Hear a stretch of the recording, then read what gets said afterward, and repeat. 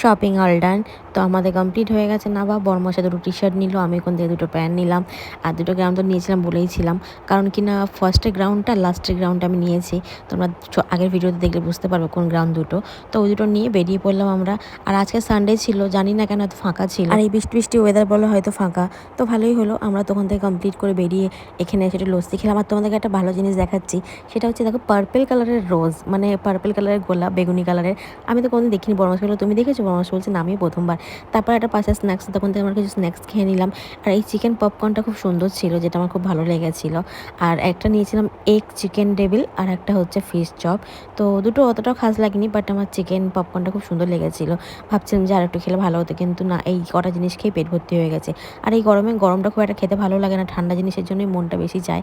তাই একটু লস্যি খেয়ে নিয়েছিলাম প্রথমে, আবার লাস্টে আমি কী করেছিলাম, একটা অরেঞ্জের জুস খেয়েছিলাম, সেটা দেখানো হয়নি। আজকে এখানে শেষ করছি, দেখা হচ্ছে আবার পরের মিনি ব্লগে।